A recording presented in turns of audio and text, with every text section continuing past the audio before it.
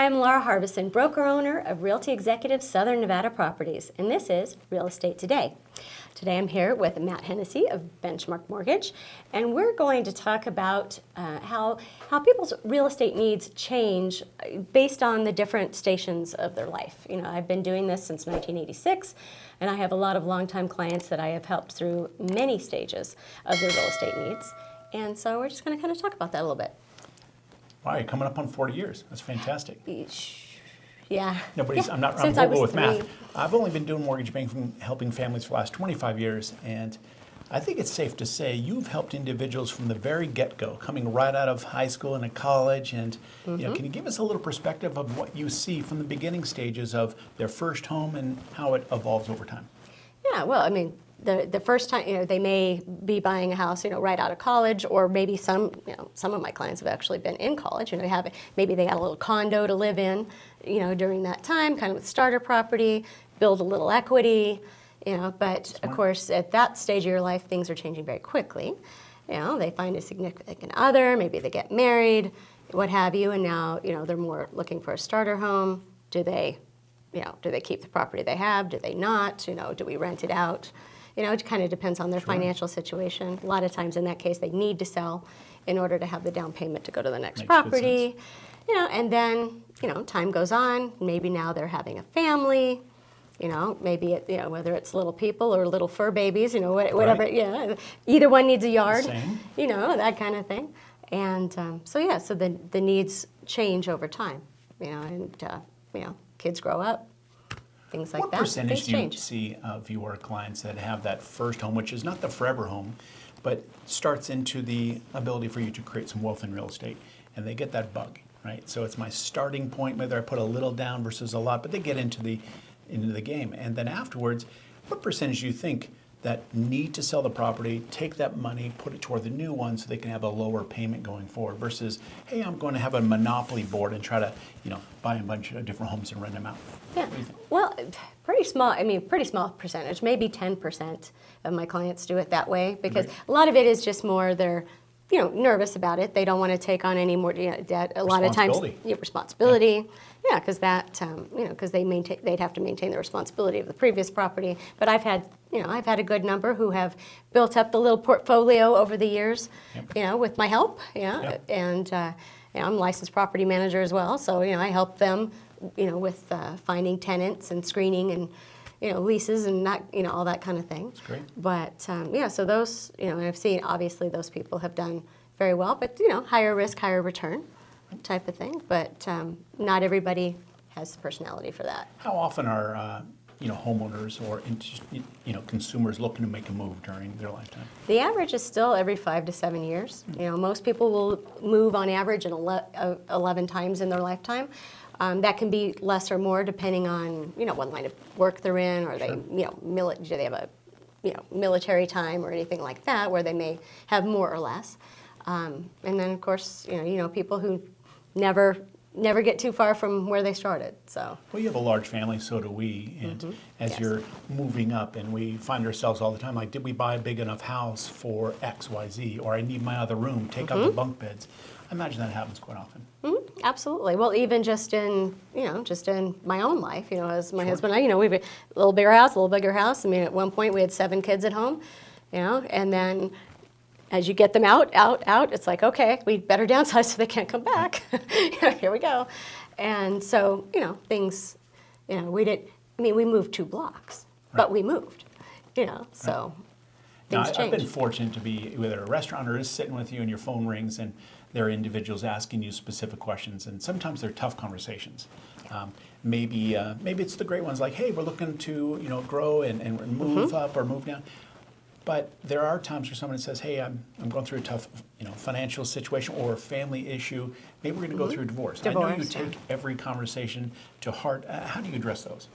Well, I mean, everything is very case by case. I mean, just here in the last week, I've had people call me saying they need to downsize. People call me saying that they are getting divorced. You know, not too long after I just moved them out of their townhome and into their home, because you know that things change. So you know, we just have to kind of look at the bigger picture and what their overall finances are. What can they what can they do? Can one of them buy the other one out of the house? Do we need Yep. to sell it? Are they going to be able to, get to split to 2 other residences, that type of thing. I work a lot in the age-restricted communities, so I get a lot of, people downsizing, or, maybe they're in the 55-plus community and they love it so much and they decide, they have a little inheritance and they want to get a little bigger house, or maybe they've got a situation where mom or dad are coming to live with them, and they're going into a multi-generational situation. I'm seeing that more often. Yes. I imagine you are as well. Maybe 2 separate lives, bring them together. Maybe they have 2 separate residences, and whether somebody has medical care or just wants to be closer to family and realize it's probably better financially at the same time taking care of elderly that are living with them. How do you present that?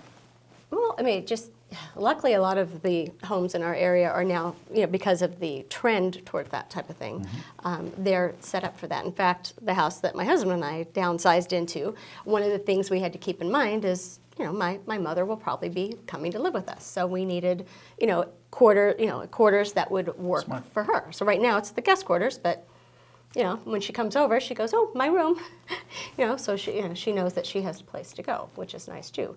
My parents Right. are in their 80s; they would like to stay in their home as long as they can, but things change. I know you're just now discussing this over the last couple of years. What would you advise any of our fans to have deeper conversations early on of the what ifs? What's the next stage so they can get ready for this conversation? Yeah, well, life is inevitable. Things, it's coming, whether we want to ignore it or not ignore it. Things, changes are coming. Our kids are growing up, moving on, and having families of their own. Our parents are aging. We are aging. Where are we going to go? That's my husband and I are always like, which one of our kids? Who's going to take care of us? Who's going to take care of us? And we ask them, they're like, I think one of them told us the other day they're going to put us in the nicest home they can find. I'm like, thank you. It's not very I know it's not, but but right now we can talk about it lightly and joke Sure. and that type of thing when we're not actually in that situation. But on a serious note, definitely planning for those types of things is important. And because I have been doing this so long, I've helped so many of my clients from their first home all the way through to they're in the age restricted, or even depending on where they were when we first started together, on to that next step of moving back with their family or assisted living or what have you. So I'm sure you could agree. Nothing's really more rewarding than bumping into a past client, family, friend, if you will. It's like, oh, they helped me at this point in time in my life numerous times. It's just, it feels good. It really does. It really does. And these are long-term relationships, 10, 20, 30 years. So, I've closed over 7,000 transactions Wow. in my career. It's massive. And A lot of families. yeah, my kids have always joked about, we can't go anywhere without me knowing someone. And not just in this area, Sure. anywhere. But yeah, it is great. Now, one of the things that we had talked about too is different financing options along the way. Sure. With regards to that. So I know we're getting close to the end of our time, but Well, it's always nice to have conversations early on of the next step, because if we just focused on today, we should look at a couple steps down the road, how to get ready for that. And the last thing I'd probably say is, oftentimes when we have that multi-generational family or somebody who is looking to age in place. Age in place, perfect example, Yeah. where they might want to take on a reverse mortgage, get rid of the mortgage payment, just be responsible for property taxes, insurance, maintenance of the property, yet now they can live comfortably aging in place. Right, exactly. And maybe be able to afford to have someone come in to help them rather than having to actually uproot and leave their home. So. Last question, big party, 40 years in the industry coming up here. How could I have been in the Yeah. business for 40 years? I can't do You the keep math. saying, yeah. It's getting close. I don't like the math. That's I don't great. like the math. But if you want to throw me a party, it's all good. Sounds good. So, thank you for joining us today on Real Estate Today. I'm Laura Harbison, your host, with broker owner of Realty Executive Southern Nevada Properties, and this has been Matt Hennessey of Benchmark Mortgage. And our information is below. If you have any questions, we're happy to help at any time, and we're looking forward to hearing from you. Thanks, Laura.